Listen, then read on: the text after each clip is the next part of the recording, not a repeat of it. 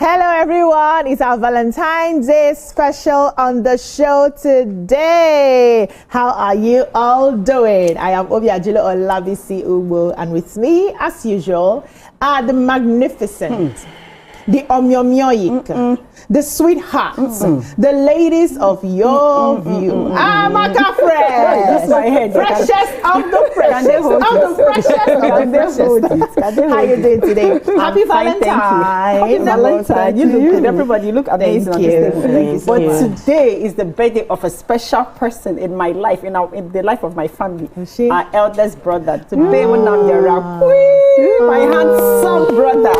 Happy birthday to Ben. We wish you all the best. We love you, and we know that this is just the beginning of amazing things ahead. Or you don't the old shark. And then on Monday, I said that I sent a Valentine package to my mom. I do that every year, you know. And then she got it yesterday. She's been gushing and gushing, and then this morning she sent me this sweet message. Let me just read it. Bakere, dear. She said, I just want to let you know that I've been behaving like a child throughout yesterday and this morning, and even now. All the showers of love, I know that if you had the money for a private jet, you would have purchased it for me. Your mother knows it. May Almighty God bless and continue to take care of you all the days of your life. Amen. Thank you, and have your peace, which only God can give. Oh, nice. Thanks, Mama. Happy Valentine. That's so sweet.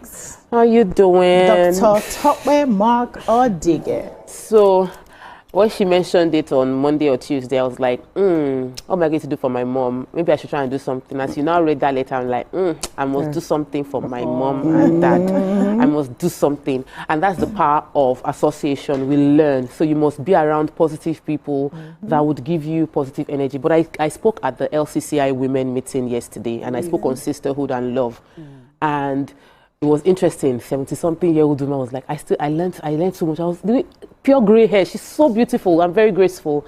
And I said something. I said, you know, friends around you that are probably single or alone, they have nobody around them. You should send them a message and check in on them, you know. And I think that it will be important for everyone. She's doing for our parents. Babe, you are not alone. We know you are not alone. But we love you like that. All right then. What's the Valentine plan? Hey, and the way you're looking party fine. like a Lagos party. Today there's Lagos party. We are going to dance with gorillas. Dance with gorillas. We are dancing with gorilla today. That Thank gorilla, you. this thing with his brother Panda. We are going to finish party today. It's a very hard. You want to dance with gorilla? They are going to bring them now. I don't know how people used to do your after bells, party. this thing. It was even wedding. I went to a wedding and they brought big gorilla. like I'm like, yeah, they do all of this. She actually does. So we're shutting down Lagos today. I'm so excited. We're happy. But the guy, you know, I think he died at 100 and something years. Oh, so it's a celebration of life. Yeah, according to his what celebrating. Baby girl but in me, pink. my place, we won't celebrate. We'll still cry. We'll still, you know, and quickly, you know. Please leave the celebration for us now. We submit one. So it's a wonderful. I love your outfit. Thank you. Lagos, baby. Oh, I knew that was my thing. I love Lagos, it. baby. Yeah, so I'm gonna be resting. I've been on the movie sets throughout this week, so it's been come to work, go head to set, come to work, head to set. In the car, I'm not shooting this weekend. I'm looking at my script. Okay, have I got my lines? Have I? You know, it was interesting, and I'm hoping for more jobs this year. Yes, so we are announcing it. We need more jobs. So directors, producers. I am your girl, and I got it. Thank you. Here by BC as always. Let's take a short break now. When we come back, we'll do the papers. Stay with us.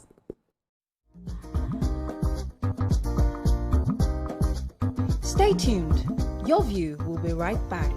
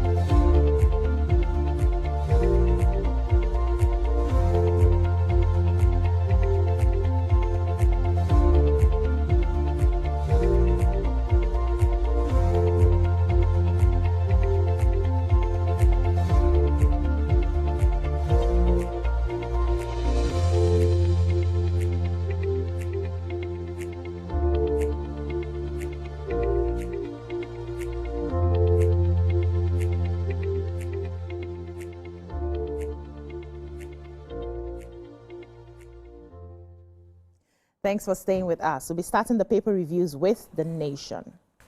Major headline, Amoputon, INEC to spend 1.04 trillion on elections and others. Otedola, Dangote's full production will show up Naira value. United Nigeria boost operations with 11 planes, US routes. Saudi Arabia, UAE, Qatar to import grass from Nigeria. First Lady canvasses greater unity among Nigerians. Fubara begins implementation of peace deal with ESCO dissolution. And at the bottom strip, Court of Appeal reserves judgment in 9 consolidated PDP cases. What do we have in The Nation? Okay, so United Arab Emirates, Saudi Arabia and Qatar are on the verge of importing fooders, that's grasses, straws and hay, from Nigeria for the feeding of their livestock. This was said by the Livestock Development Minister, Alhaji Idi Mahar. The minister disclosed this in Ilorin, Kwara State capital, during an interaction with stakeholders on the opportunities that abound in livestock business. Qatar, UAE and Saudi Arabia have spoken with off-takers who want to export grass from Nigeria, and they pay them in dollars. So he said that, this is a huge market, and that when people grow grass and then import grass, that, it's huge because there are different types of grass. So that people should really look into that because there are countries that actually need it and they're paying a lot for that. Okay. So NAFDAC, we've been following the story that there was a press release that federal government has said they should suspend the implementation of the ban on sachet alcohol. And then, you just asked it, was it? Yes, and then we found out that the NAFDAC officials were saying that they didn't get any formal statement on that, that there was no directive given to them, that their verification found out that it was fake news. It wasn't officially, so it wasn't an official statement to them. Now, the Food, Beverage, Tobacco Senior Staff Association now went to protest in front of NAFDAC in Lagos, saying that they shut down their factories and that they have disregarded what the SGF and Office of National Security Advisors have said. And they said they should, that while they know it was signed by the Minister of Health and even the President, the implementation should not be done right away. We Nigerians prefer that it is implemented right away. We Nigerians that want the progress of Nigeria have called for the ban, and we are happy the government has done it. Any government official who is saying they should not implement it should know that he's not speaking for majority of Nigerians, but a few who are profiting from the abuse of drugs within our country. So let them know from us here. Honestly, I agree. We don't fear God. Okay, so I have the story from the El-Rufai, that's arrest drama on El-Rufai's arrival at Abuja. They say what began as a routine arrival at the Nnamdi Azikiwe, that's Abuja, quickly degenerated into a tense security standoff. They said the former Kaduna State Governor, that's Malam El-Rufai, allegedly resisted an attempt to arrest him minutes after he arrived from Cairo, Egypt. So he said that they're trying to arrest him, and they even collected some of his, his international passport. But he was saying that there was no letter confirming his arrest, that they should arrest him and all of that. And meanwhile, while he was in Cairo, they sent him a letter, EFCC sent him a letter, and they summoned him to their office. But he never denied that he wasn't going to go to the office. So he's saying that he was going to go to the office. So meanwhile, when they were doing the arrest when they arrested him at the airport, all the other people, people that just came, that traveled now, there was a mini protest there. And they were now like, no, they have to follow due process. They can't just arrest him like that. There has to be an arrest warrant. Okay, moving on now to the Daily Sun. Major headline, Bishop Kuka cries out, says criminals soliciting money in his name, innocent persons parted with millions of naira. Dangote Refinery's production expansion will push naira below 1,000 naira to $1 before year end. This is Otedola speaking. INEC has no control over network infrastructure for transmission of results. Amoputan. United Nigeria Airline unveils expansion plans. We have here why I didn't honor EFCC invite, El-Rufai. Labour Party crisis gets messier as party chair NLC demand Abure's rearrest. And Igbo youths applaud Kalu's advocacy for electronic transmission of election results. We'll take a short break here. When we come back, the paper reviews continue. Stay with us.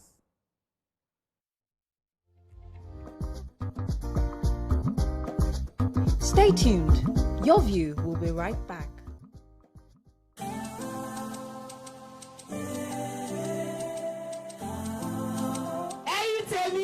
You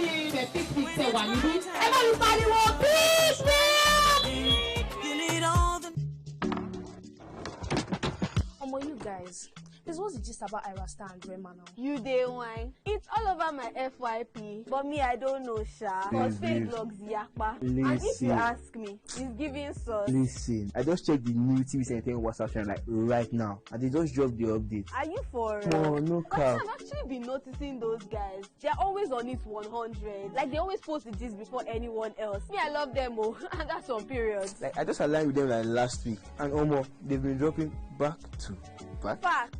I love how it's straight from the source. No cap, no fake news, just pure entertainment. I low-key feel like an insider right now. I know, right? TVC be cooking. Real talk. It's like Gist Express. Premium gist on cruise mode. Always first. Always maintain. Clock it. Clock it. You know what, guys? I just joined. Active. Jess is right. All you're trying to say to you is for your premium entertainment content, scan the QR code on your screen right now to join the TVC Entertainment WhatsApp channel.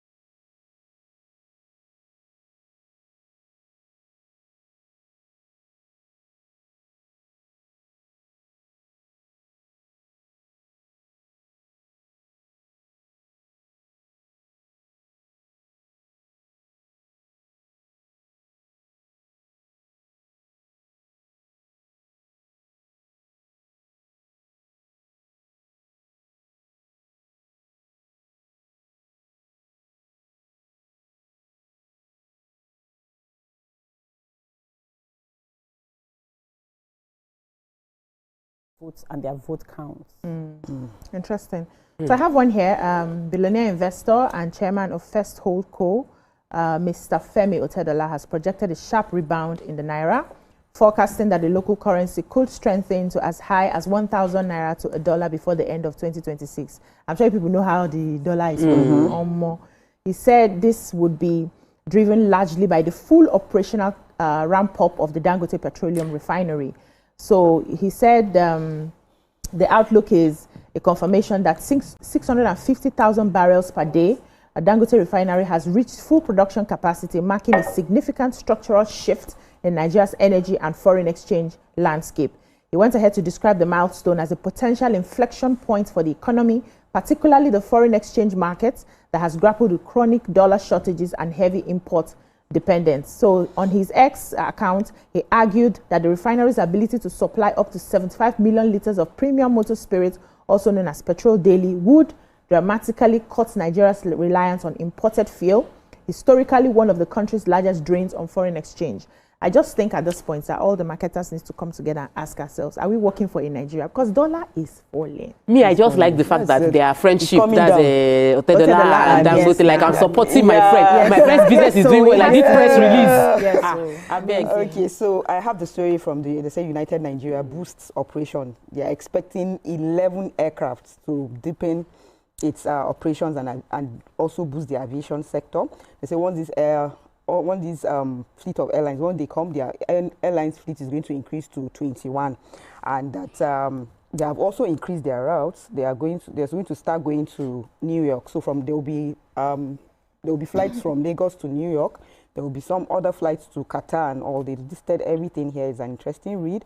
And also, they said they just highlighted some of the challenges. Some of the challenges is that they're now going to have, they won't have delayed flights, and also they're going to expand to other routes in the country. So this is a nice one.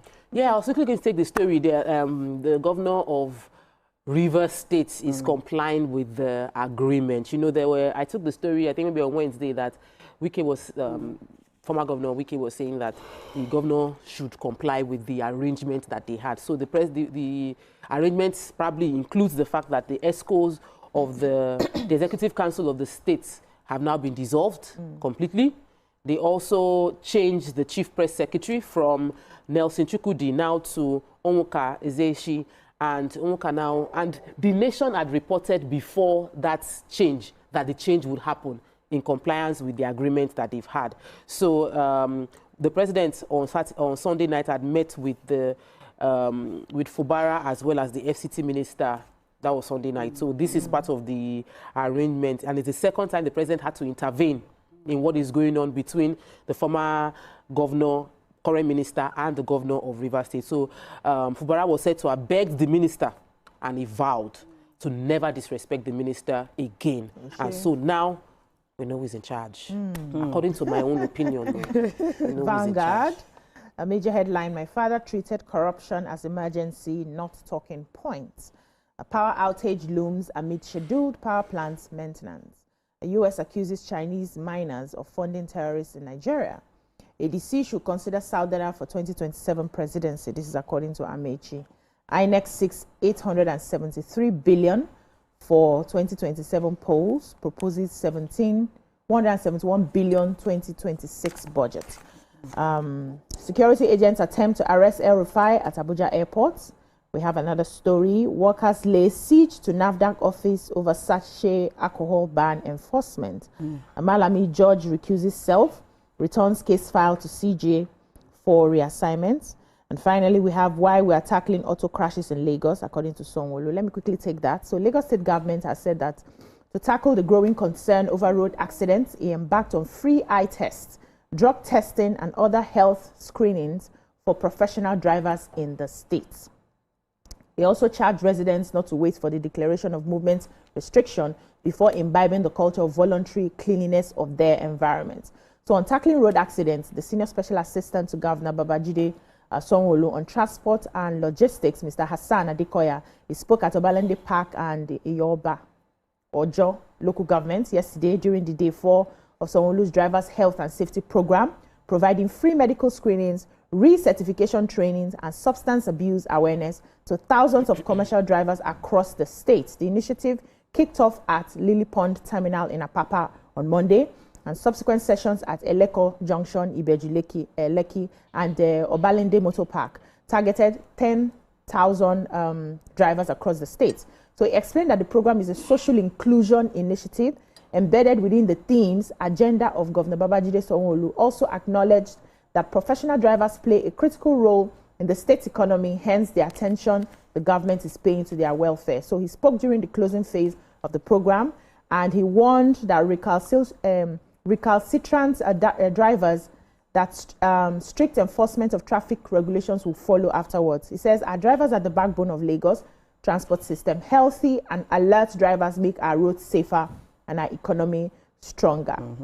So after the sensitization phase, they said there will be total enforcement and it will no longer be acceptable to drive in Lagos without full compliance with traffic laws and regulations. I've never seen any driver in Lagos wearing eyeglasses. And they're going to give them now because it's not possible that all of them don't have it. Yes, and then I think it's a good one. Well done, Lagos State. Which are the stories that we have? Okay, so I have the story. They said from ADC. They say ADC should consider Southern for 2027 president. That's Amici. I guess he's speaking for himself. They said the former Minister of Transportation, Mr. Ireti, has said that the ADC should consider a Southerner as the presidential candidate ahead of the 2027. He said this in Kano, where there was a mini meeting there. He said, and he further went ahead to say he's going to support whoever emerges, but even if it is, he's saying that even whether it is a Southerner or a Northerner at the end, is immaterial. I will support whoever emerges as at the primaries. That's what he's saying. But of course, we know who is campaigning. Diplomacy. Anyways, a bill introduced in the United States House of Representatives has sparked controversy by alleging that Chinese mining companies operating in Nigeria are involved in illegal mining and funding militias. The proposed legislation, titled the Nigerian Religious Freedom and Accountability Act of 2026, was introduced on Tuesday by 5 Republican lawmakers. Yes, but the Chinese embassy in Nigeria has rejected the allegations, describing them as false, baseless, damaging to China-Nigeria relationships. And they're saying that they make sure that all the Chinese companies that work in whichever country, that they follow the rules and regulations and the legal framework of the host country, that they don't know where this is coming from, and they don't like the fact that the media is actually amplifying this, but that something has to be done to stop this. Even though the United States is saying that, you know, Nigeria needs to work, should enlist international partners, including France, Hungary, and the United Kingdom, to work with the Nigerian government to promote religious freedom and peace.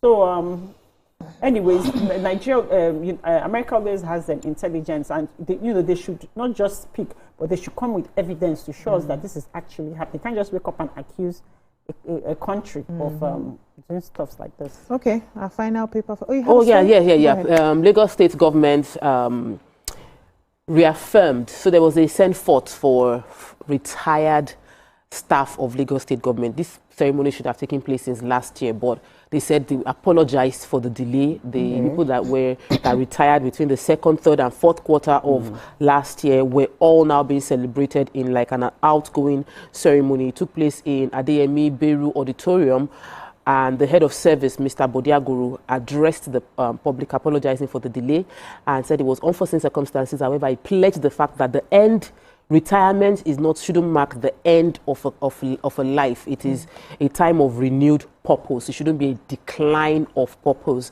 And then he said that there are a lot of activities things that the government has put in place to preserve and protect retirees, especially within the health sector with Ilera Eco and the single social registry, the establishment of recreation and wellness centers that are across the state, all of which he said will support retirees during the retirement process. Okay, amazing. Our final paper for today, the Nigerian Tribune. Mena visit Atiku Falls Fayose, dismisses his claims as bare parlor tales of infamy. The Dangote refinery achievement could push Naira below 1,000 Naira to $1 before December, according to Otedola. El-Rufai will report to EFCC Monday Council, condemns attempts to arrest him at Abuja port. U.S. Religious Freedom Bill, Kwankwasiya movement cries foul. Gunmen kidnapped 12-year-old female student in Ibadan. NADDC launches service charter. DG calls for renewed commitment to local manufacturing, industrial self-reliance. Africa can't sustain democracies without young leaders. This is according to Jonathan. INEC seeks 873.78 billion. That's in Naira for 2027 polls. And finally, unique AI-powered handsets can predict epilepsy seizures. This is according to researchers. What do we have in the Tribune? Gunmen, it has been reported that gunmen abducted a 12-year-old female on her way to school around the Challenge area in Ibadan.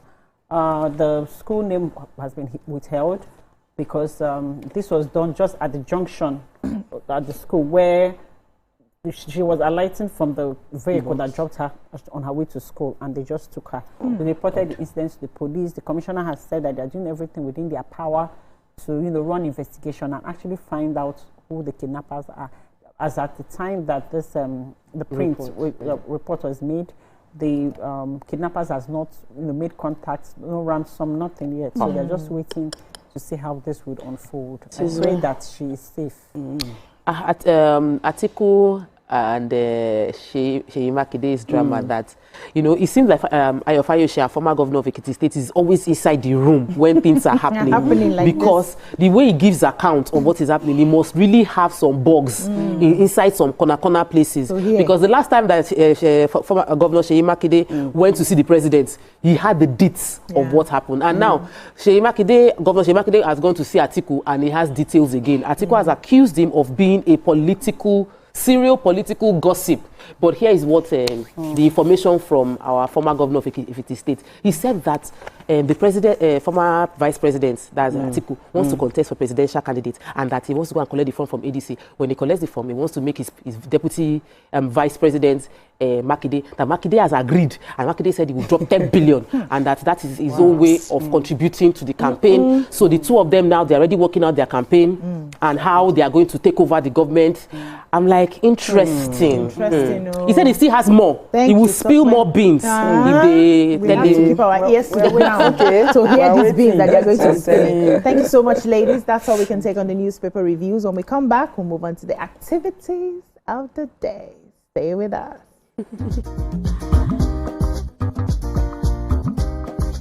Stay tuned. Your View will be right back.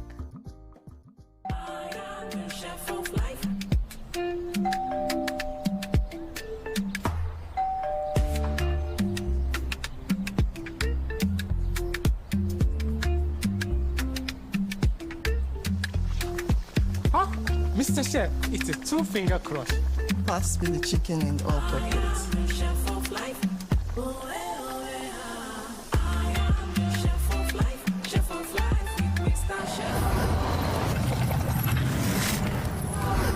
Mama Maka, we got this. With Mr. Chef, a simple crush.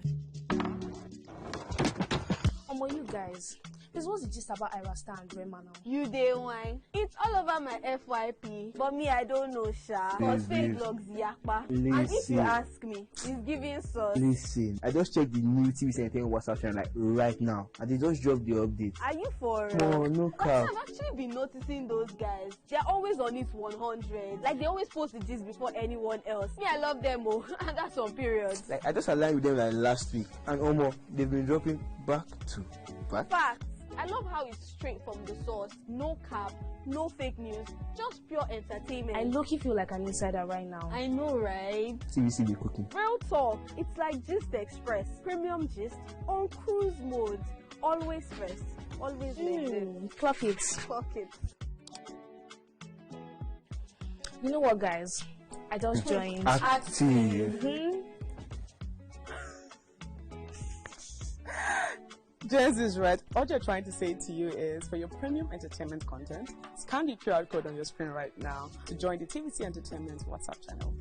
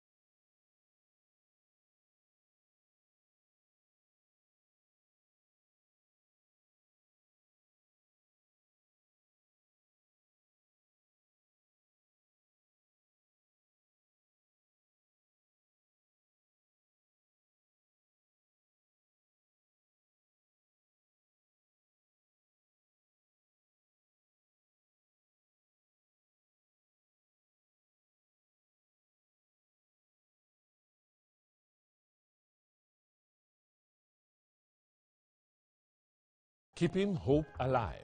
We are the drumbeats that refuse to be silent. Even when the rhythm falters. We are the green that refuses to fade. And the white that dares to shine. Hope is not a stranger here. It lives in our markets, our music, and our streets. Every dawn in Nigeria is proof that tomorrow is still worth fighting for. Hope is a child in the classroom, eyes wide, with dreams bigger than walls. Hope is the farmer planting seeds in faith, believing in rain and harvest. Hope is the youth unafraid to rise, rewriting the story of our tomorrow. Hope is us, millions of voices refusing to give up on the promise of this land. Nigeria, our independence is not just history. It is a call to keep believing, to keep building, to keep hoping.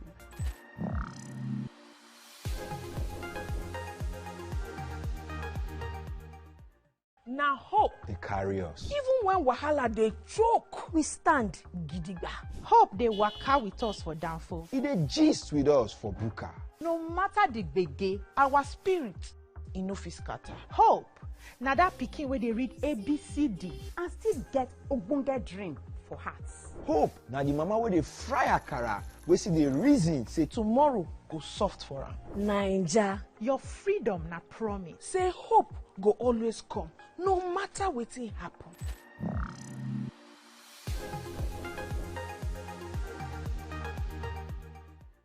Think fast, play smart, win big. We Cash, the game show where every contestant gets the opportunity to win money. No longer.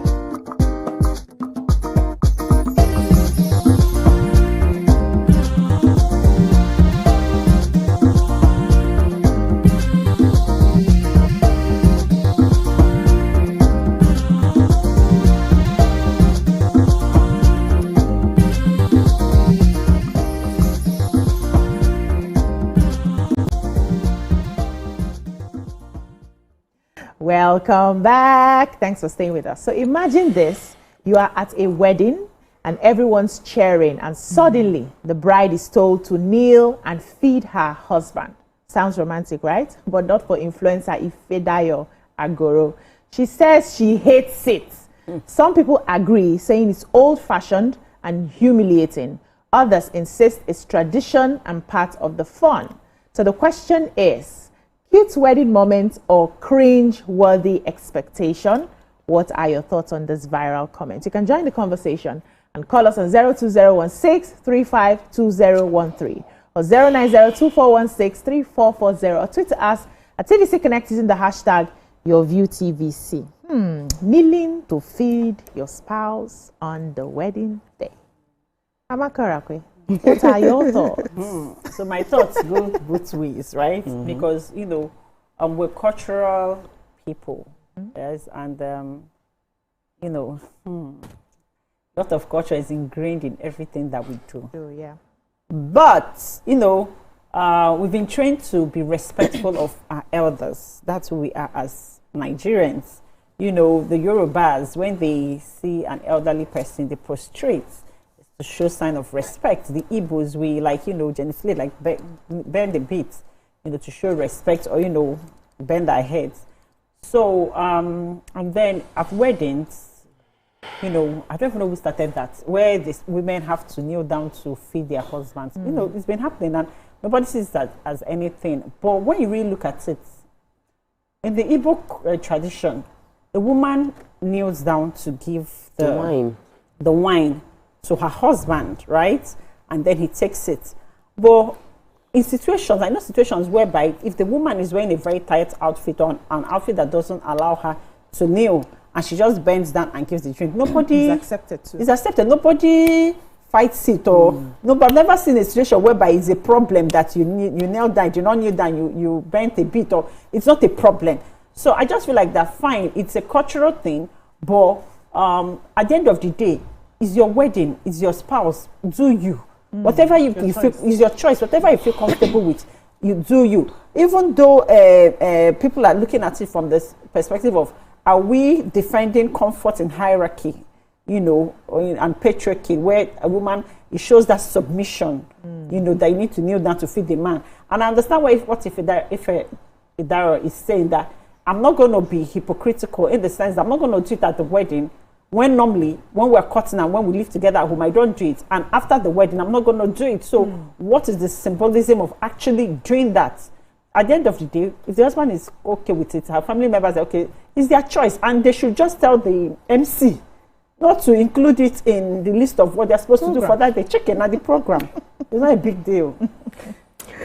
Okay, so for me, I feel that I'm a very, very heady, stubborn, proud wife. Like I know that I am. I know that I feel like I am everything. I am God in human form, and I do not like to have to bend. culturally it's accepted, but I did not even grow up in a home where I was compelled to kneel. So it wasn't a big deal for me. Did I kneel at my wedding? No, it wasn't in the program. I think it usually happens when you're doing cutting of cake and you're trying to feed cake, and I did traditional wedding as my main wedding and did church blessing. So I wasn't put in that position where I had to kneel. But I've done this for over 15 years now, and I would say that moment of being able to kneel if need be, it's a moment of I've submitted myself to your leadership. So what is there in kneeling? You are my husband, you are my head.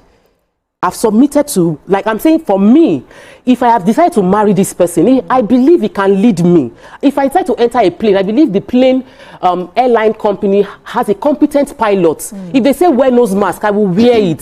So that because I believe that they know their job. So if I believe that my husband is my head, why will I not kneel if my ego is not clashing with ease, or I'm feeling like it makes me less of a person? It doesn't.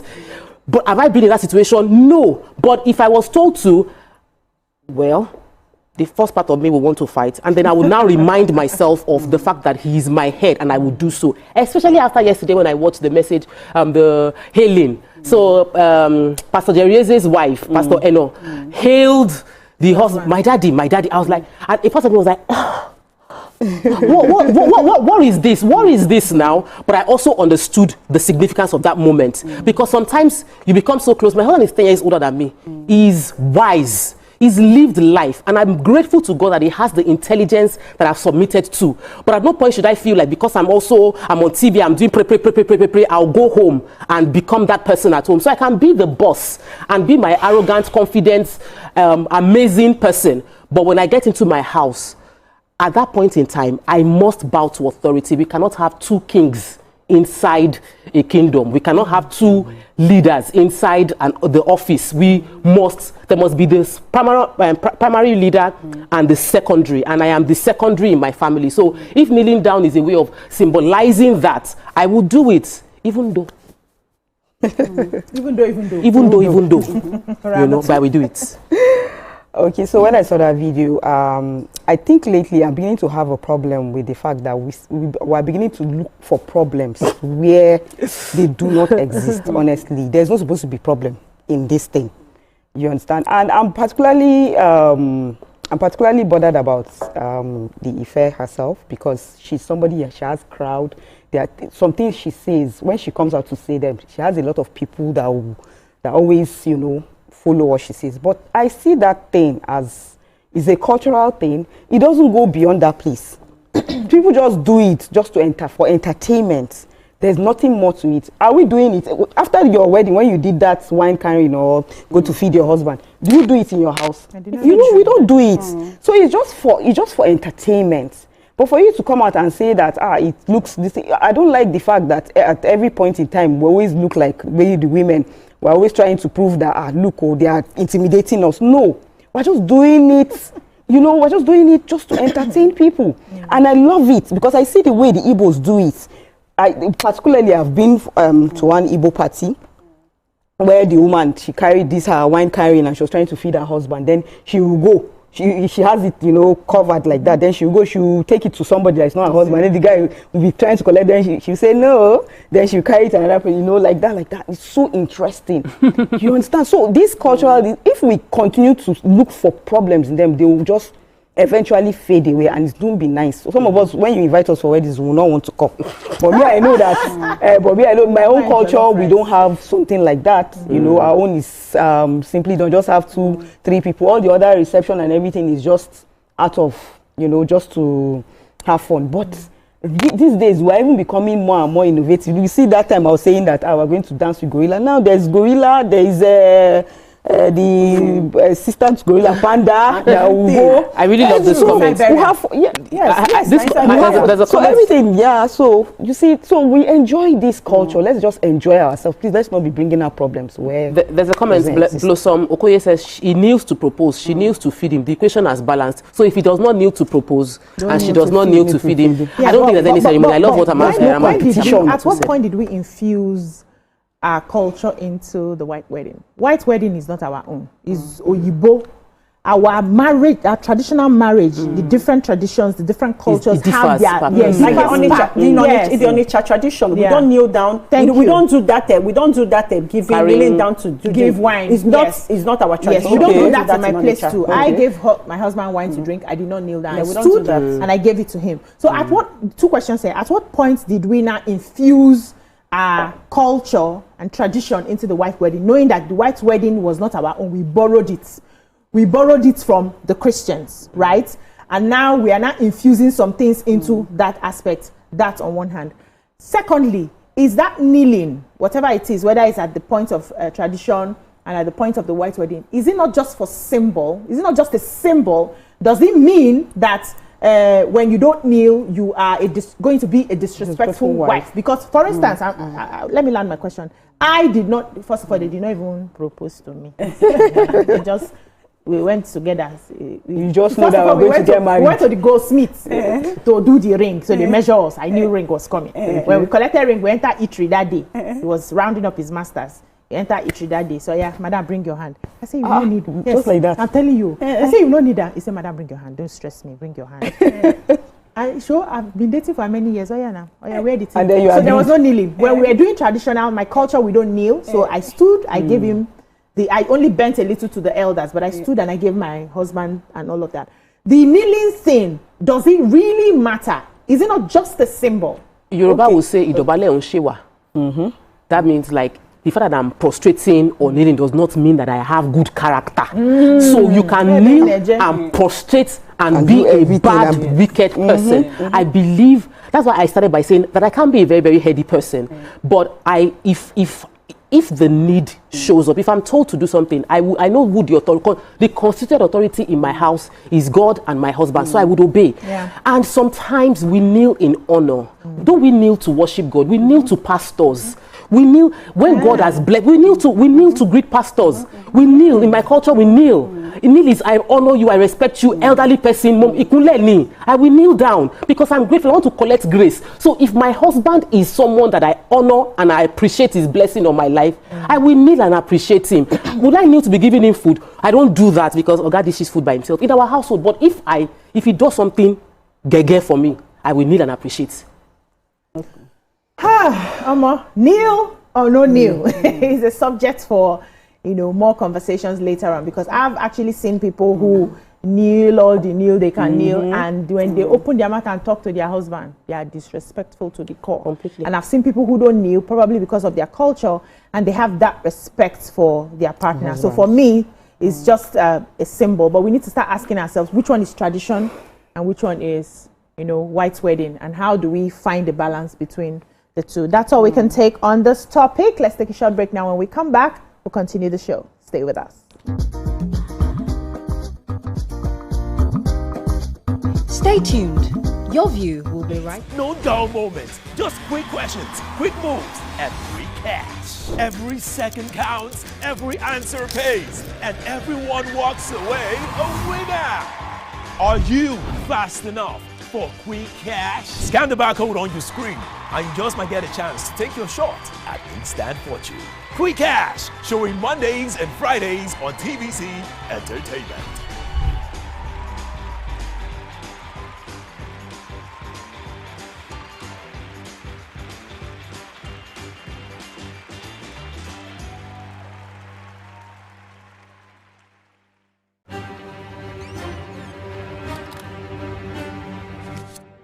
Every clash of ideas begin the same way. Differences could be a disagreement, two voices, two views, standing apart, or an argument. A battle to win, to prove, or to conquer.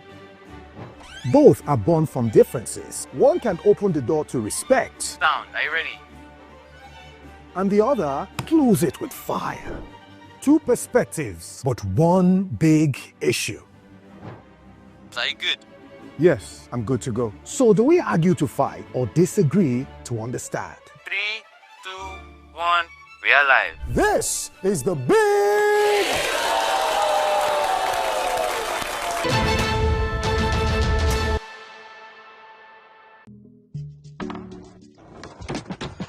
You guys, This was just about Irasta and Rema now. You day wine. It's all over my FYP. But me, I don't know, Sha. Cause fake logs yakpa. And if you ask me, it's giving sauce. Listen, I just checked the new tvcentertainment WhatsApp channel like right now, and they just dropped the update. Are you for No cap. I've actually been noticing those guys. They're always on it 100. Like they always post the gist before anyone else. Me, I love them, oh, and that's on periods. Like I just aligned with them like last week, and they've been dropping back to back. Facts. I love how it's straight from the source. No cap, no fake news, just pure entertainment. I low-key feel like an insider right now. I know, right? TVC be cooking. Real talk. It's like Gist Express. Premium gist on cruise mode. Always first. Always next. Clock it. Clock it. You know what, guys? I just joined. Active. Jess is right. What you're trying to say to you is, for your premium entertainment content, scan the QR code on your screen right now to join the TVC Entertainment WhatsApp channel.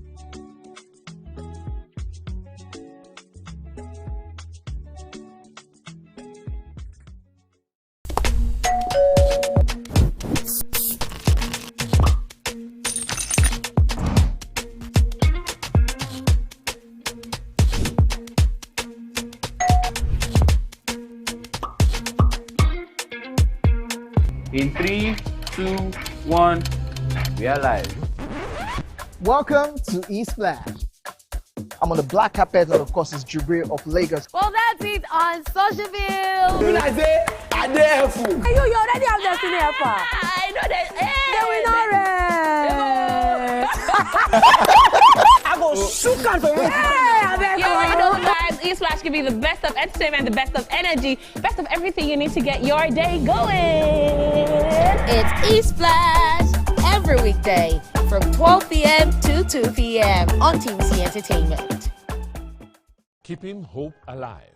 We are the drumbeats that refuse to be silenced. Even when the rhythm falters. We are the green that refuses to fade. And the white that dares to shine. Hope is not a stranger here. It lives in our markets, our music, and our streets. Every dawn in Nigeria is proof that tomorrow is still worth fighting for. Hope is a child in the classroom, eyes wide, with dreams bigger than walls. Hope is the farmer planting seeds in faith, believing in rain and harvest. Hope is the youth unafraid to rise, rewriting the story of our tomorrow. Hope is us.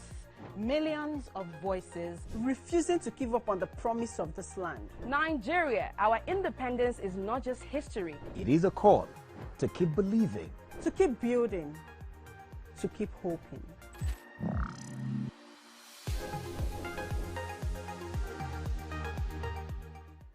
Now hope. They carry us. Even when wahala they choke, we stand gidigba. Hope they waka with us for downfall. It dey gist with us for buka. No matter the gbege, our spirit no fit scatter. Hope na that pikin where they read ABCD and still get ogbonge dream for hearts. Hope na the mama where they fry akara, we see the reason say tomorrow go soft for her. Naija, your freedom na promise. Say hope go always come, no matter wetin happen.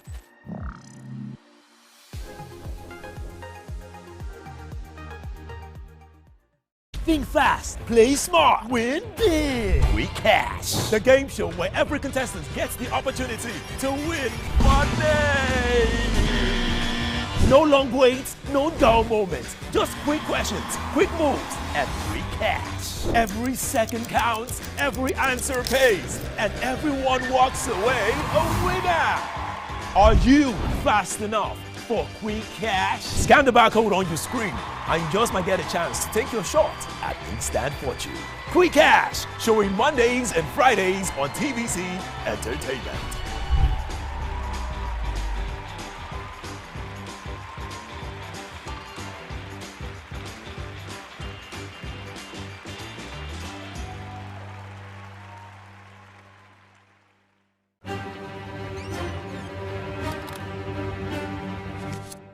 Every clash of ideas begin the same way. Differences could be a disagreement two voices, two views, standing apart. Or an argument. A battle to win, to prove, or to conquer. Both are born from differences. One can open the door to respect. Sound, are you ready? And the other close it with fire. Two perspectives, but one big issue. Are you good? Yes, I'm good to go. So do we argue to fight or disagree to understand? 3, 2, 1, we are live. This is the big...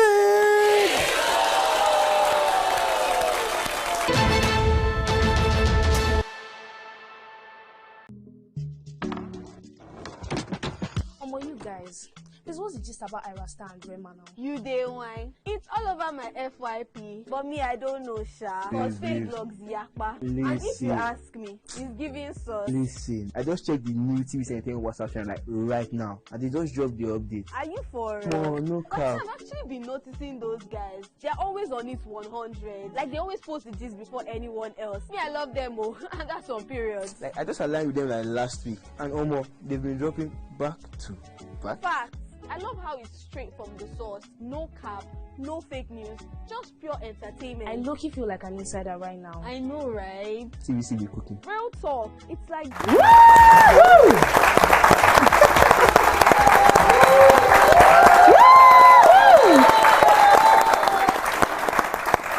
Amazing! Thanks for staying with us. We have an amazing audience in the building. For our Valentine's special today, we also have a wonderful guest, a friend of the house who is joining the conversation this morning. Give him a clap, please. I will introduce him a bit more later when we now delve into having a conversation with him. But for now, we have gist on the table. We've got our pigeon ladies as well.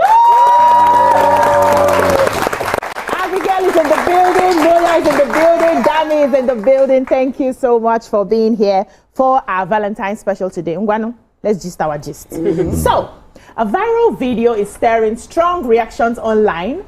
A woman openly justifies staying in an abusive marriage, saying she has because of financial dependence on her husband and raising 4 children. She bluntly states, a woman without money in marriage has no mouth. Supporters say she's speaking harsh truths about survival and the realities of many African homes, where women often feel trapped by finances and family pressures. Critics argue that enduring abuse is never the answer, no matter the circumstance. I think we'll have to watch the video later on. But, ladies, what do you think?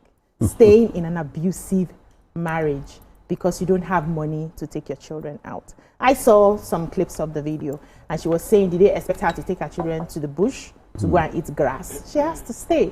However she sees the marriage, she has to take it. So let's come to the ladies. Who's ready to go? What are your thoughts?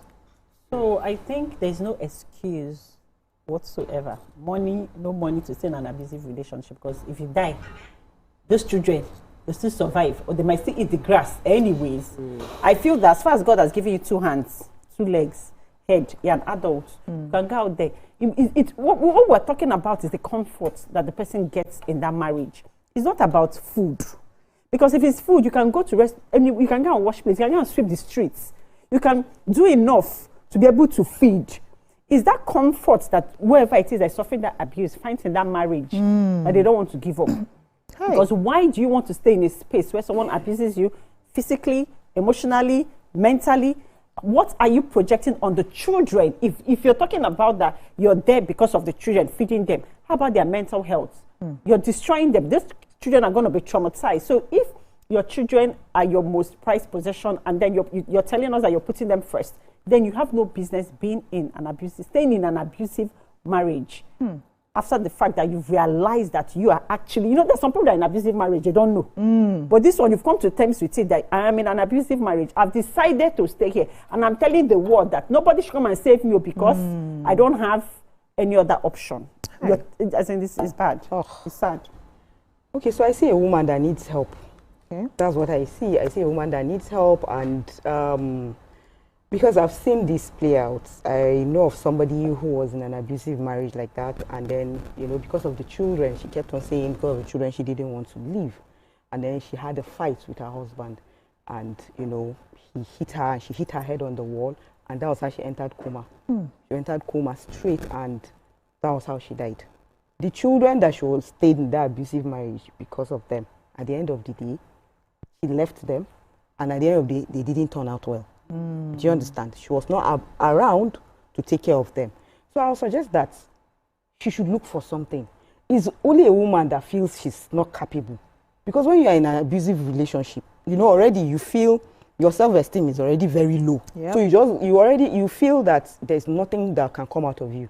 So because of that, you will now still stay in that kind of marriage. And at the end of the day, you get nowhere. So the best thing is for you to move out and look for something. It's never too late. Some women will say, because they have gotten to this, they built a man up and he got to this level, then they cannot leave. No, at any point in time, you have to leave, and you have to live alive. Once it's abusive, every other thing I feel you can take in marriage. But you see, that hitting, that beating, or that extent, you just have to leave, as long as it has started affecting you mentally. But before you know, sometimes they even transfer that aggression to the children. It's not a happy home. Yeah. So you just have to try a quick workery and just get something. And then you can. Top man, please add your rebel.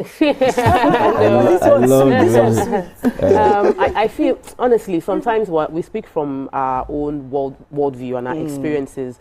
All I've known in life, and all the women around me are very, very empowered. I grew up with a very financially empowered mom, my aunts, everybody. That I did not see a woman that did not have capacity. So it did not even enter into my mental orbit that I don't have capacity. But I have met women now that it shocks me how little they see themselves. And so I'm not surprised that there will be an excuse in terms of finance for why they will remain there. I even think she even has valid excuse. I've seen women that have money, have status, and stay and be beaten. They run out, somebody come to rescue them. They are the ones paying the house rent. They are the ones paying everything, paying school fees, and they are still being beaten. So it takes until you understand that it is not from a place of self-awareness, knowledge, and self-development that they would take that kind of thing. You can't, any English we speak, they need to come to see themselves for who they really are and who they can be. Until then, they will either give excuse of money or children, or what will people say? A friend of mine was like, what will people say? Second child. What will people say? Where would I go to with 4 children? Where would I go to with 4 children? And she's the one paying the 4 children's school fees. She's the one paying house rent, and she's been beaten in the same house. And she's saying, who would now take me after 4 children? So there would always be excuse until that woman wakes up and finds herself and sees that she's more than the circumstance she's found herself or the circumstance she grew up in, because it all starts from where you grew up. But we have our coach of coaches. Our guest, Larry Olushola. What do you think about this? Wow. The way we see the problem is oftentimes the problem. And our perception determines our reality. So, she says that it's not even within her own purview because of her upbringing. Because of the people that she has surrounded herself with over the years. And that is so for many women that will speak to that lady and say, get out. Psychologically, emotionally, she's stuck. Financially, she's stuck. So let's talk about the psychological, mental, and emotional stuckness.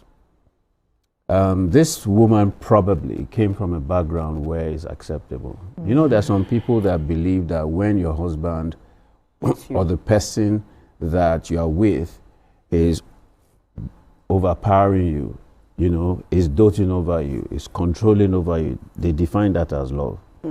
This is because in their childhood, right, when they were growing up, that's what they saw.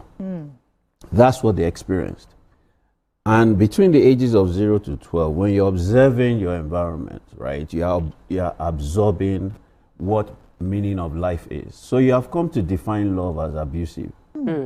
That's your definition of love. So your childhood upbringing has defined love as a man that suppresses you, controls you, and beats you. then because that is your familiar, that is what you attract in your adult years. And so you have attracted a man that is emotionally absent, a man that is controlling, a man that is a narcissist and a psychopath, right? Because you saw that in your dad. And every woman marries her dad, or the opposite of her dad. Wow. And so this woman probably has attracted her dad, which is her familiar. And then you are asking her to leave her familiar. The brain gravitates towards the familiar. Yes, it does. That's neuroscience.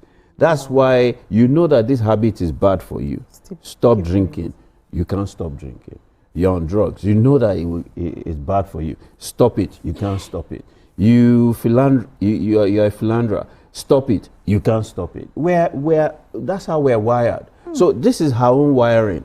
Me, I have my wiring. You have your own wiring. And our own wiring may not be accepting abuse. It may be something else. So this is where she is. Now, what does she need? She needs an intervention. Yeah, She has lost her identity because her identity is tied to being married, first. Secondly, her identity is tied to being a mother. Thirdly, her identity, right, is tied to, that space. So she is nobody outside of that marriage. And now you are now saying to her to leave. On top of it, she's not financially independent. The truth is this. Me, I'm not a mother, but I know how mothers feel. Your children, they will not eat. Your children will not go to school. Your children will not have the comfort. Mothers will sacrifice. Yeah. And that's what she's doing. That's what she's doing. In her own way. The challenge is that she has come out to say, it's money, but there's many things. There's more. on It's it. deeper than just the money that we're seeing. Amazing. Unfortunately, we have to leave this topic here because we have a lot to get to today. But we'll take a short break. When we come back, the show continues. Stay with us.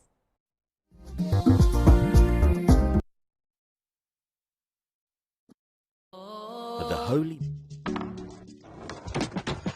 You guys, this was just about Ira Star and Rema now. You day wine. It's all over my FYP, but me I don't know sha. Cause fake blogs yakpa. And if you ask me, it's giving sauce. Listen, I just checked the new tvcentertainment WhatsApp channel like right now, and they just dropped the update. Are you for No cap. I've actually been noticing those guys. They're always on it 100. Like they always post it just before anyone else. Me, I love them oh, and that's on periods. Like I just aligned with them like last week, and almost they've been dropping back to back. Facts. I love how it's straight from the source. No cap, no fake news, just pure entertainment. I low-key feel like an insider right now. I know, right? TVC be cooking. Real talk. It's like Gist Express, premium gist on cruise mode. Always first, always maintain. Clock it. Clock it. You know what, guys? I just joined. Active. Jess is right. What you're trying to say to you is, for your premium entertainment content, scan the QR code on your screen right now to join the TVC Entertainment WhatsApp channel.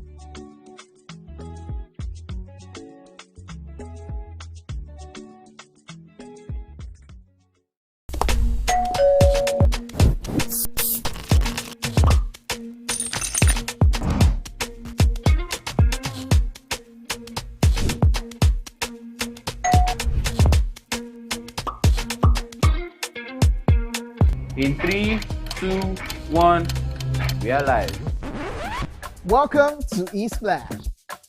I'm on the black carpet, and of course, it's Jibril of Lagos. Well, that's it on SocialVille. When I say, I dare fool. You already have Destiny Alpha. I know that. I go shoot out for you. You already know, guys. Splash can be the best of entertainment, the best of energy, best of everything you need to get your day going. It's Splash every weekday from 12 p.m. to 2 p.m. on TVC Entertainment. Keeping hope alive. We are the drumbeats that refuse to be silenced. Even when the rhythm falters. We are the green that refuses to fade. And the white that dares to shine. Hope is not a stranger here. It lives in our markets, Our music and our streets. Every dawn in Nigeria is proof that... Thanks for staying with us. So over the years, we've known Lanre Olushola as the catalyst, a life coach, marriage counselor, and relationship expert. But today, we're taking a different turn. We're delving into his personal life, exploring his love story and marriage to Modupe Olushola, the accomplished Nigerian business executive who was managing director and CEO of Transcorp Hotels and previously group head of marketing at UBA. Wow. Today, we'll give you a glimpse into their marriage, their home, and the real story behind the power couple. Joining us once again to share his story firsthand is Lanre Olushola himself. And for the first time, he'll open up about his journey of love, partnership, and lessons learned along the way, from how he met Modupe to how they built their life together. Welcome to the show, sir. Thank you very much. I can see that you're really excited about it. Because I want to hear this particular gist. You have been by, coach for a very long time, and you have never given us this gist. So I caught you today on live television. You will be giving us the gist today. So I'd like you to tell us your love story. How did it all start? How did you see her? How did it begin? The first few years of the relationship, how was it? Would like everybody to know today. Wow. This is the first. Okay, so we met, 34 years ago. And, I used to work in a company called Ultima Communications Limited, and we used to do satellite telecoms. And I was in sales, right? And one evening, and the office was on, was in Tiamu Savage in Victoria Island. And one evening, everybody had left. The technical people had left, and then the phone rang. And I went to the reception to pick it up. I heard the voice of a man that says, my satellite dish is not working. I want to watch CNN. Where do you live? He told me where he lived. Where he lived was 2 minutes down the road. Because I had an engineering background and I was trained in the technical department, as sales and customer service, you needed to know how to operate the equipment. Okay. So I said to him, I'll come to the house and take a look at it. So I went to the house and I took a look at it and I fixed it. So the man took my number. It was the MD of a bank at that time. He took my number and said, anytime I have a problem, can I call you? Of course you can. So, once it rains, it was those big dishes. Once it rains, the wind moves it, and then he calls me again, and he calls me again, and he calls me again. So from time to time, I'll check up on him. From time to time, he'll call me. And, he became a son that I became close to. So I would go to the house, and one day, I went to the house to fix adjust the thing, and I saw this young girl coming from upstairs. Oh, shit. This is also way they talk now. So I saw this beautiful young girl coming from upstairs, and I was like, okay. Interesting. I did as if I didn't see. But sir, you were there to fix? To fix a problem. So suffice it to say that I continue to volunteer my free services. Even when nothing was wrong with Yes, I'm coming to check, is everything okay? So I started calling him that, Daddy, can I check during the day so that you don't have to come back home at night and now have to call me. Let me just make sure everything is okay. So during the day, I'll go and check, but I was checking something else.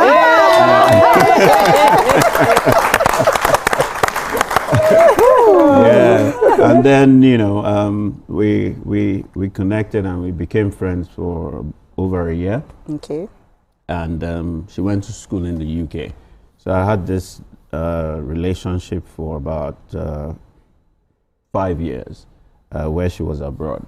So I did over the ocean love.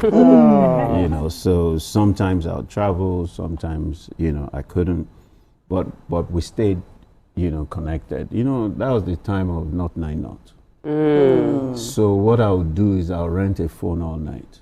Wow. And I'll talk to her all night, right? And then, then I had a store on Adirongunsa and Sule. So I'll rent a phone in Shita, and I'll talk all night, return the phone to them. And that's how we kept in contact, for the 5 years. And then she came back and did her NYC, and then went back to do her master's. And when she came back, we married. Amazing. Wow. Such a love story. Nice. Ooh, it sounds like a movie. Yeah, so it just goes to show if a man wants to, he will, and he won't, and he'll do what it takes. So if anybody is giving you any excuse, forget, he doesn't want to. Because imagine him giving up his sleep, putting in the work, midnight calls, the time. Midnight. This nobody should take the bare minimum.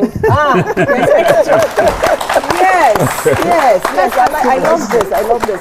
So based on the conversation that we had before, this one about the kneeling or not kneeling. So how did you propose? And during the wedding, did your wife now kneel down to give you cake? Because we want to also get your thoughts on that. So did you kneel down to propose, and did she kneel down to give you cake? Honestly, me, I'm a traditional Nigerian Yoruba man. So I didn't kneel, I didn't, but I think we went for dinner. And I said to her, I'd really love for you to be my wife. And the rest is history. The rest is history.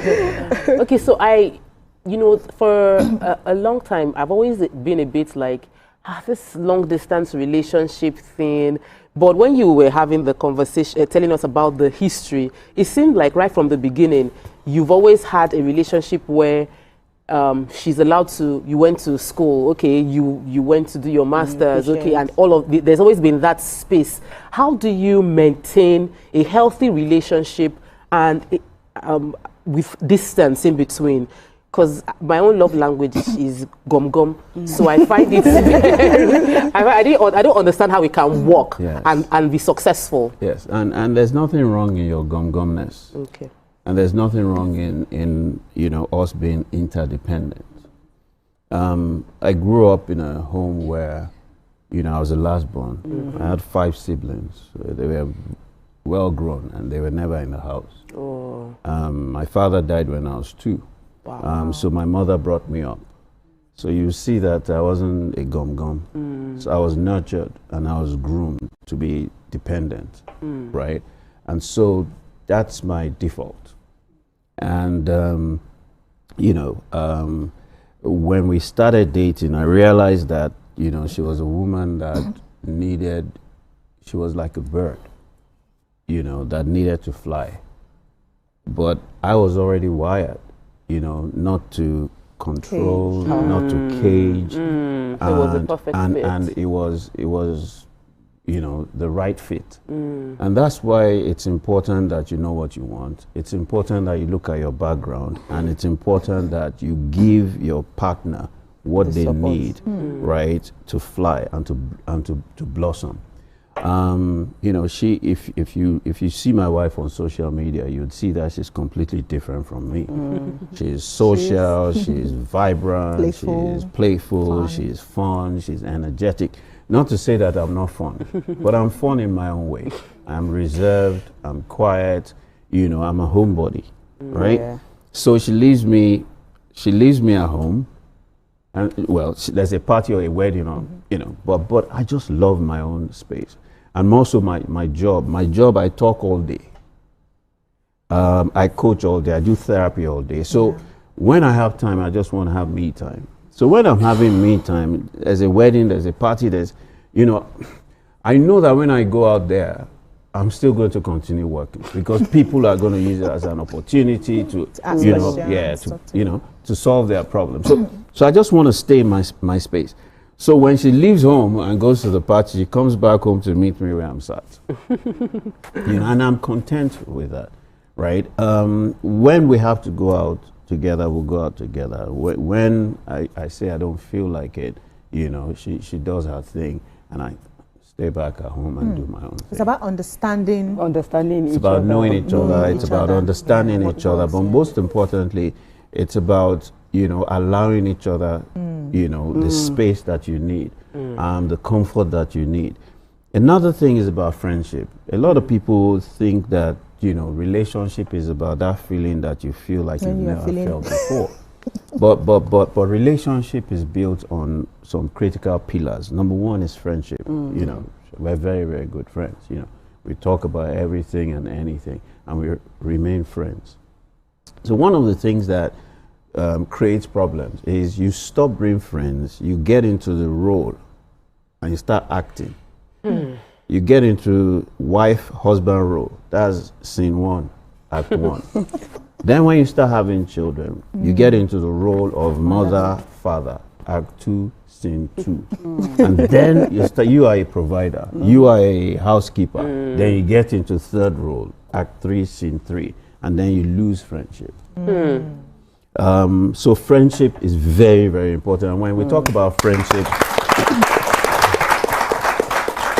when we talk about friendship, you know that your besto, right, or your bestie, that you know that they have weaknesses. You know there's certain bestos that when they come and borrow money, you know that money ain't gonna come back.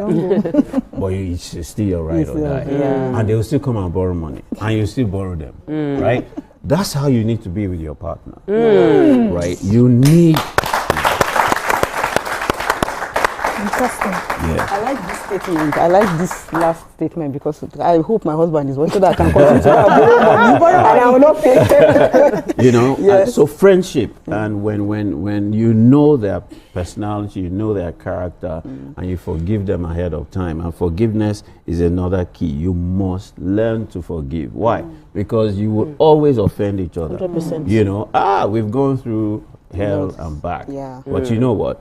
She would always forgive. I'll always forgive. We'll always move on, right? We'll always start all over again. Another one is kindness, right? And you must show acts of kindness to each other in the way that each one of you understand kindness. So the way she shows kindness is different from the way I show kindness. I show kindness in acts of service, right? She shows kindness in generosity, and you know, care and all of that. Another one that is so important in our marriage is maturity and emotional intelligence. Choosing peace over justice. A lot of people will choose to be right, and they will fight that to the end. At the end of the day, it's about both of you, man, not about the situation. So yes, sometimes you want to fight about the situation, but most times, right, you have to choose peace. Very important. I like the fact that you guys, you know, from what you've been saying, you guys complement each other. So I wanted to ask this question. So when you were away, did you ever feel like, oh, because she's schooling abroad now, do I feel like I'm not going to be up to her standard or something by the time she goes to school and she comes back? Did you ever have those kind of fears? And again, did you talk to the dad direct that, look, now I'm dating your daughter? Did you ever feel, was there any fear like that? Even now, she's in Harvard. What if he finds out that... What if they carry her away? Exactly. Or what if he... As of that time when you were dating, did you ever... Was there any fear that, what if the dad finds out that you are, you know, from coming to a relationship? Inside. All right, so a very interesting, you know, story, because I used to live in Ilukweju when I was young, and her uncles and her aunties used to live opposite us. Okay. And we were close.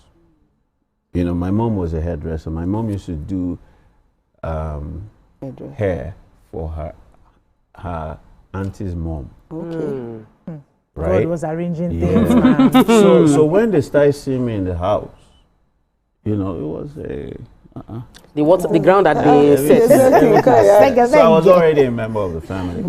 But in the regard of you know, the fact that she's schooled away. Look, any man that does not know himself, any man that does not know his potential, any man that does not embrace his divine identity, Any man that does not have a self-worth, self-esteem, and self-confidence and self-belief is the man that will be worrying.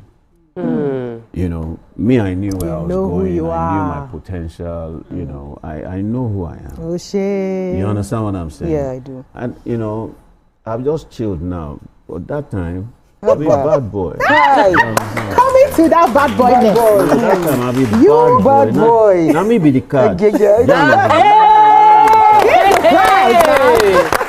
coming to that bad boyness, yeah, you are good looking, pleasing to the eyes, right? Thank you. And she is hot. Very hot. The combination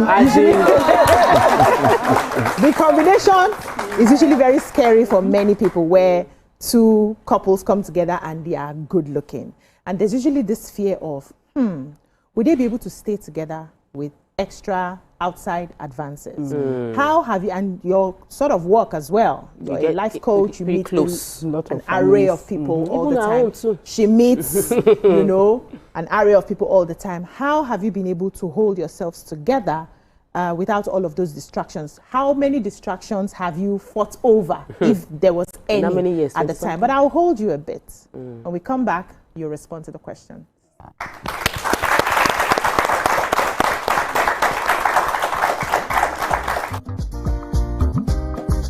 Stay tuned. Your view will be right back. Milo 3-in-1 Milky and Creamy is truly milky and contains calcium. So, no need to add milk for that rich, creamy cup. It's still worth fighting for. Hope is a child in the classroom, eyes wide, with dreams bigger than walls. Hope is the farmer planting seeds in faith, Believing in rain and harvest. hope is the youth Unafraid to rise. Rewriting the story of our tomorrow. Hope is us. Millions of voices refusing to give up on the promise of this land. Nigeria, our independence is not just history. It is a call to keep believing, To keep building, to keep hoping.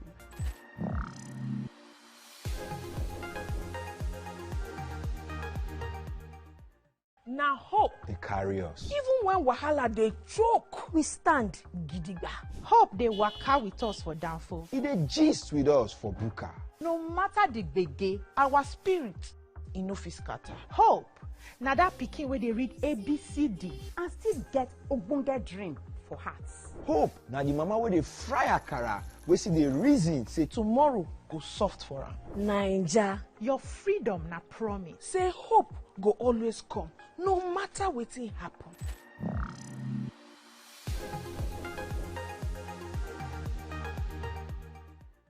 Think fast, play smart, win big. We Cash, the game show where every contestant gets the opportunity to win money.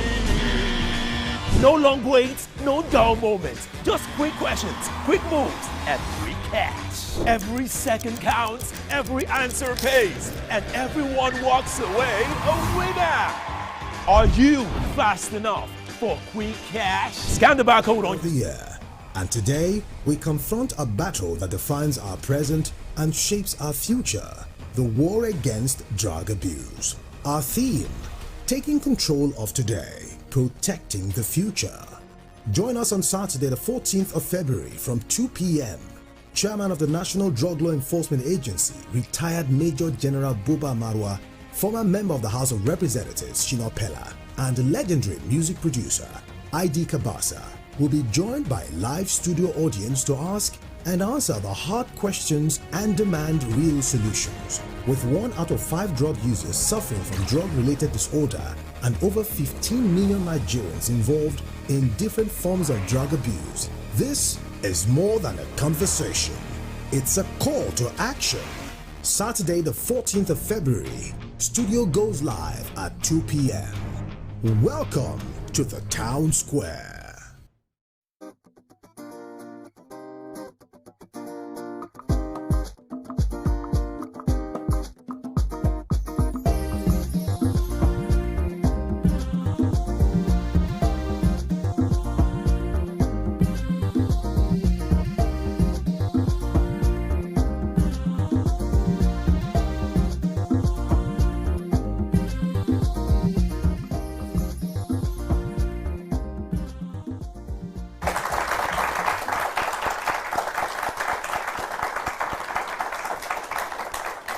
Welcome back. We're still talking to our special guests for the Valentine's special today. And I asked the question earlier, which is, both of you are very good looking, very attractive.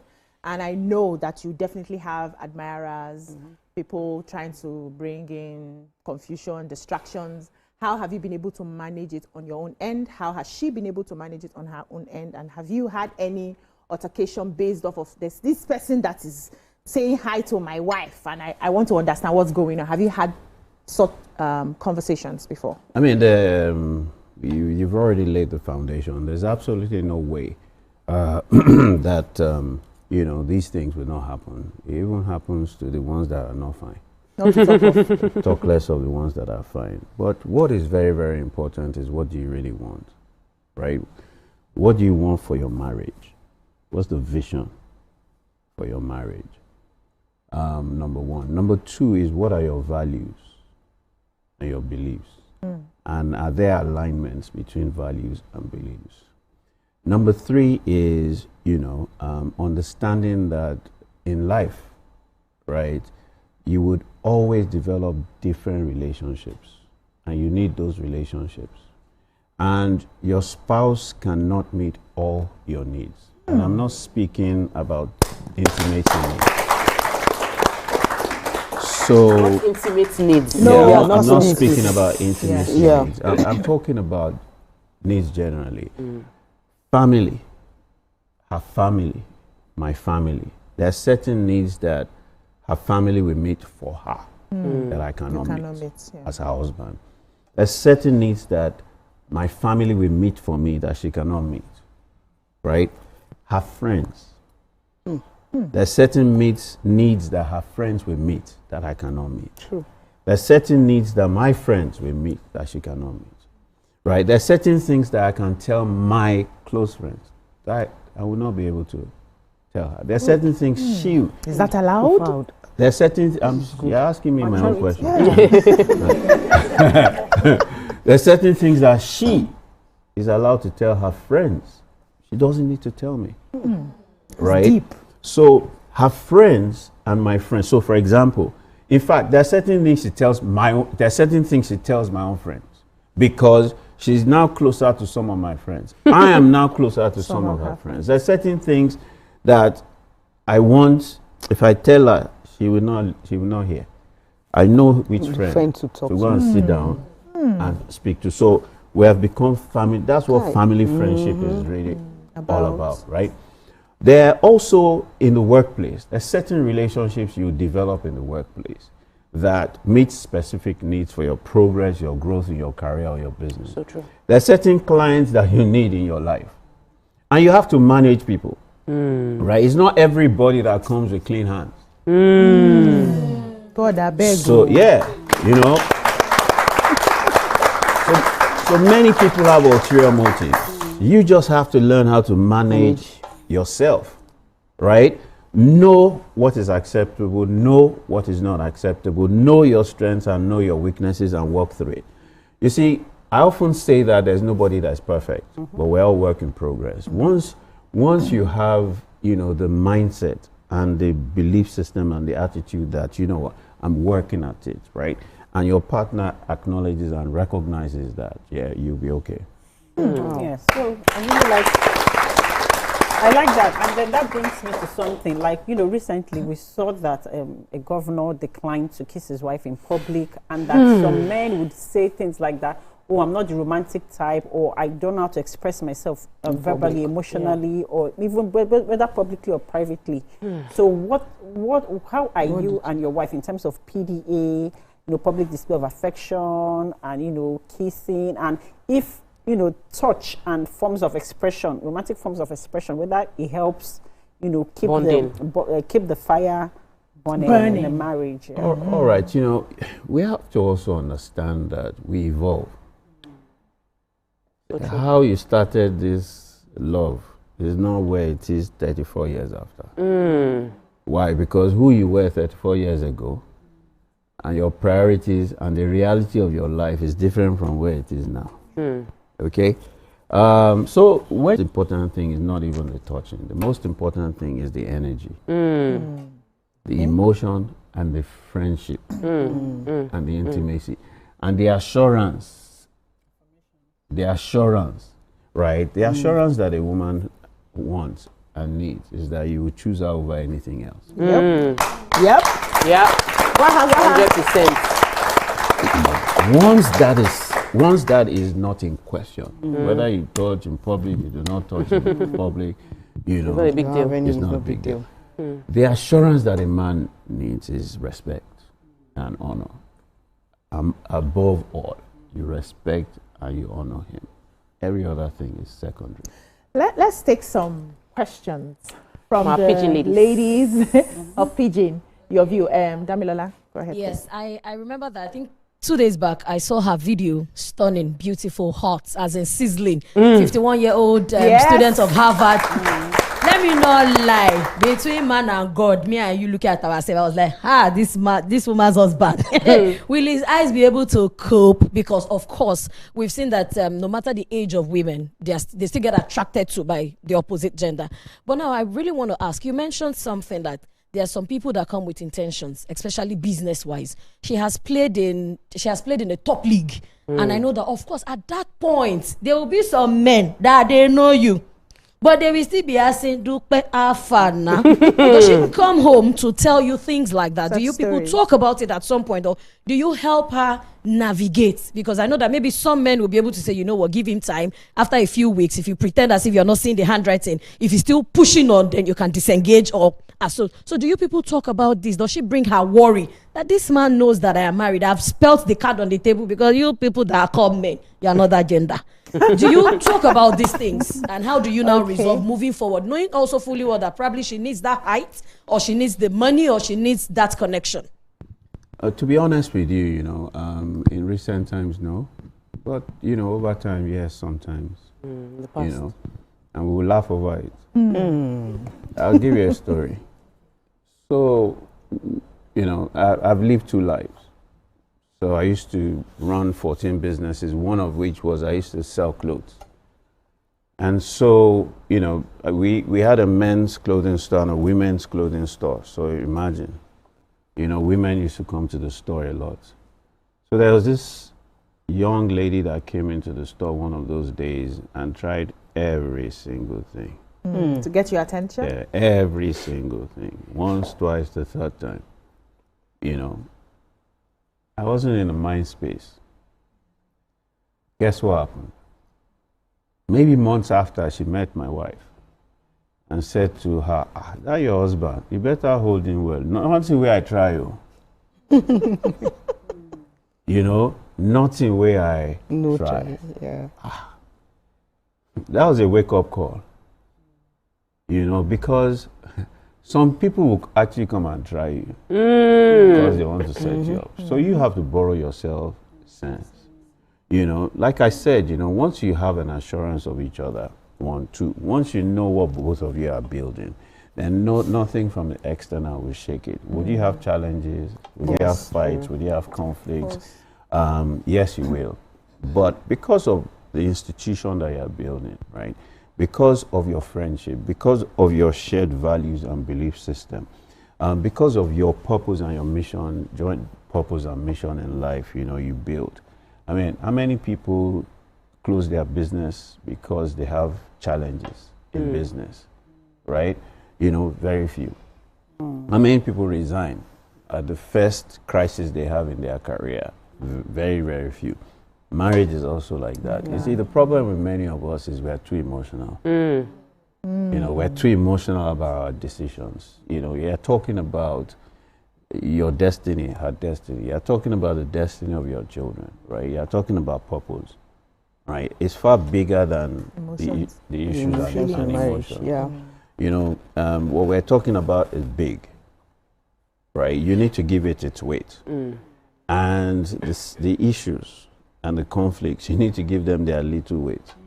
Once you are able to put the weight of the institution and purpose beside the small weight of the conflict, it's not a big deal. It's a no-brainer. Yeah, amazing. All right. Good morning, sir. It's usually very refreshing listening to you. Every time I listen to you, it's always refreshing. So let's delve into this particular forbidden question. You know, people say intimacy is one of the very important ingredients in marriage, and people say either sex, cheating, and money is something that can spoil marriages. And I've heard young men talk these days, and they say, I have to test. I have to try and test before I can get this partner into my house. So Valentine is tomorrow. Yeah, Valentine is tomorrow. And most of the time, the people who bear the brunt of this is the woman at the end of the day. So how do you speak to people being intimate before marriage? What do you have to say about that? All right, let me. Is the woman that bears the brunt of it? Yeah, when pregnancy show now. Okay, because of pregnancy. Okay, you allowed it. You should step out of. You allowed it. You see, I say to people, never complain about what you permit. That's amazing. You know, they also say that men cheat more than women. I say, who are the men cheating with? Angels. You know, so there's no statistics or research that we have done that tells us that men cheat more than women. And if we're looking at how, you know, relationships should be man-woman from my own school of spirituality, right, is man and woman. So the man that is cheating, right, is cheating with a woman. The woman that is cheating is cheating with a man. 1 + 1 is equal to. Now coming to, you know, testing, you know, before marriage. Buying a Gary market. You know, so when you go to the iPhone store to buy a brand new iPhone, and it's in the box, brand new, do you test it? In the store, yes. No, the one you are picking. Can I put a follow-up question? You pay for it, you carry it, yes, and then they can set it up for you. Sir, what if it's not a brand new? It's UK use. Will you test? You know, how are you going to enter the place? You see, those are part of where the issues are. Right? Because if you haven't tested, then you are not used.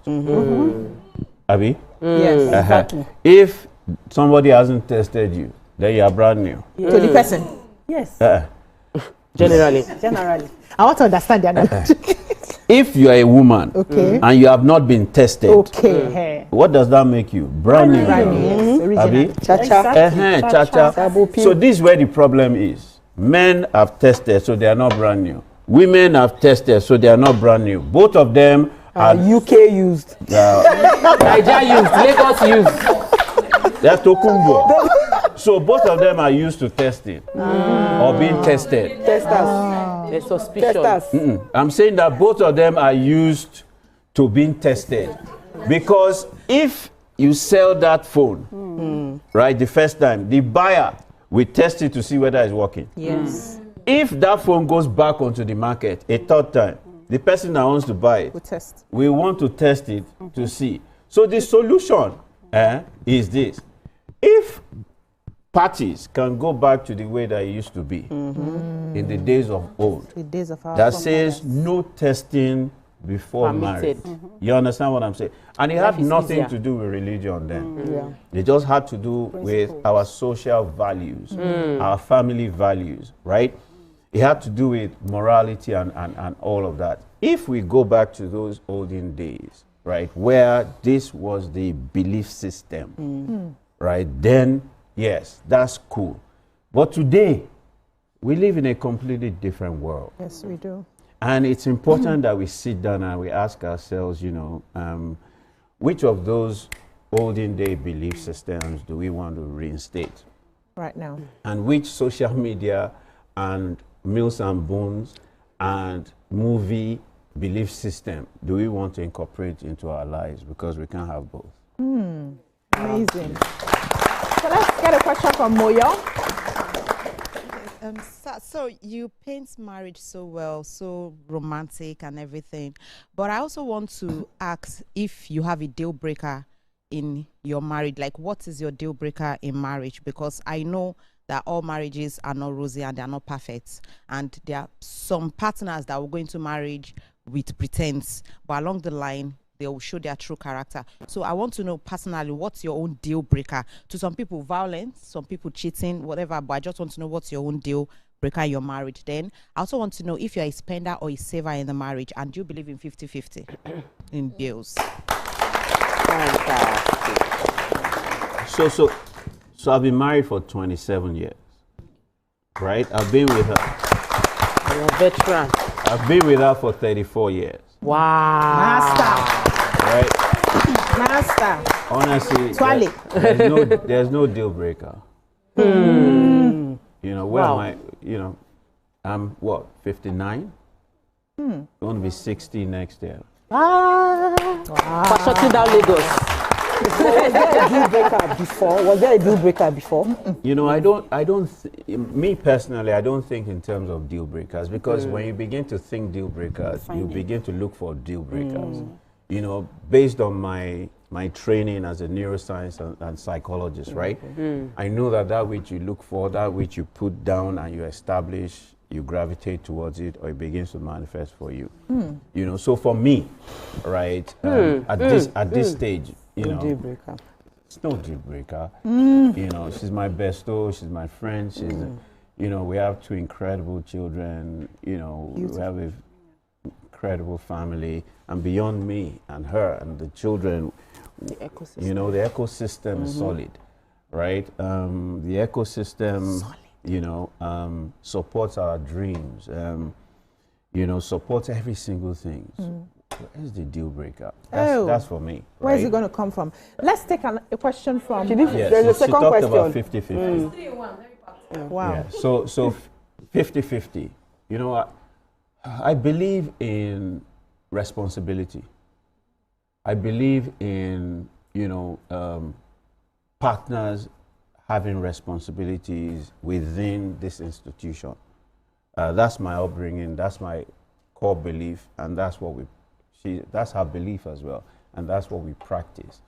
You know, she has certain things that she takes care of, I have certain things that I take care of. Okay. You know, her money is her money. Your money? My money is our money. Ah, wisdom! And what was your third question? I'm the saver, she's the spender. If you look at her lifestyle, you'll be able to tell. She's a spender. You know, and you know, it's quite interesting because I often say you have some money somewhere that you're hiding. Because her mindset about money is completely different. You know, she believes that money will always come, and money always comes. It's abundance mindset. She has an incredible abundance mindset that I've learned from, because I came from a lack mindset. You know, it's my lack, my background that is causing me to be a saver. Because, you know, there's that thinking that what if you don't have tomorrow? But you know, like they've said, you complement each other. I'm the saver, I'm the planner, you know, I'm the one that is organized, she's the one that likes to spend, you know, but she's not reckless. Amazing. So one question from somebody in the audience who's ready to go. Hi. Okay. Good day. My name is Susan. So I want to ask, how do you correct your partner? Because sometimes they do things, and when you tell them, oh, it's not right, they do it again and again and again. They keep on repeating the exact same mistake. How do you talk to them about it? Even if you sit them down and try to talk, they still do it again. Partner? What? Changing. Yeah, you will learn. I'll have to learn. Yeah, I'm 27 years married, right? You will learn that you cannot change anybody. You will learn that you cannot correct anybody. You will learn that you're on your own. Honestly, you know, I've tried, she has tried, You know, it has created conflicts. After a while, when you choose peace over being right, you learn to let some things go. And then they tend to know, you know, when some things are really bothering you, and they take responsibility. Look, relationship is about taking responsibility for the things that you do wrong towards your partner and learning to correct it. But you see, you can't change someone who's not ready to change themselves. You will just continue to get into conflict, and that will color, you know, the energy of your relationship. So, you know, if you go into a relationship knowing that this person is not what you want, or this person behaves in a way that you don't like it, is before you marry. Once you get in. Oh yes. When you get in, it's more difficult. Once you've stayed together for much longer, it's much more difficult. Wow. So there are many times you have to look away. There are many times you have to let it go. Look, that's why I said forgiveness is very key. It's a very powerful pillar in building strong and harmonious marriages and successful marriages. Why? Because forgiveness means in advance. Gift it in advance. That's for gift.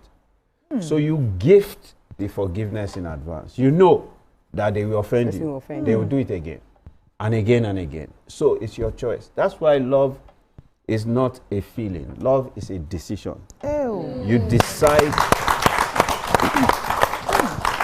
You know, you decide to be patient. So you can measure love by how patient you are. You decide to be kind. You decide to be long-suffering. You decide to not keep records of wrong. No black book. Yes, you decide to be humble. So if you go and read 1 Corinthians 13, there are 14 key performance indicators of love. That's how you measure love. Not in expectation, but in giving. Very, very important that you owe no one anything, but those 14 things. Now, you have to practice it. Once you practice and you sow it, you get it back. Yeah, it comes back. Yeah, it comes back to you. Because, you know, do not be deceived. God is not mocked. Whatsoever a man sows, so shall he reap. Wow. Honestly, you've answered. I wanted to ask about conflict resolution, but you sort of touched on it. Like, from what you're saying, there is no conflict that we're having to resolve. But how do we avoid resentment from building? Like, you know, it's like, how do we ensure that, what are the things you would say a person must do? Like you've always said, don't change the person, work on yourself. What can I do to avoid getting resentment or building resentment towards my partner? All right, very interesting. You know, I have different friends that are male friends, right? And my daughter said, Dada, you are so quiet, but some of your friends are so vibrant and loud. How are you friends? You know, I said they compliment me. You know, their madness, you know, balances my calmness. So if we go out and somebody wants to be crazy, you know, and they want to step to me, my friends will, you know, take care of it, right? And when someone needs to be aware and deep and, you know, have that oversight over situations, I'm able to see every single thing, right? And so I have a few friends that, you know, over the years, you know, they will do many things. But no matter what they do, I already know that he's not doing it because he wants to hurt me. He's doing it because that's his nature. Right? So for example, I know certain friends of mine that will never dupe you. But they can dupe them because of their nature. You know, they're very easygoing and very trusting. So they can dupe them. And because you give them money and they dupe them, your money is gone. You understand what I'm saying? So I'm not going to go and fight that my friend. Because I know that it's not his intention. So you need to know your partner. He did not intend to dupe me. Likewise, your partner. You know, they will not do it because they are trying to hurt you. You see, resentment comes from anger, then rage, then unforgiveness, then resentment. Remember that I said forgiveness, right? How many times did Jesus say we should forgive? 70 times 7. you must be a demon, the devil himself, right? Not so. To keep records of 390. I mean, is it 490? 7 times, yeah? To keep records. Once someone does something once, you write it off. The next time they do it is the very first time. That's what it means, right? So I know that my wife will not do anything intentionally. Yeah, so, there's no point in resentment. And for my own good, I understand the implications of resentment. Blood-related disease. Blood-related disease are caused by resentment and unforgiveness and bitterness.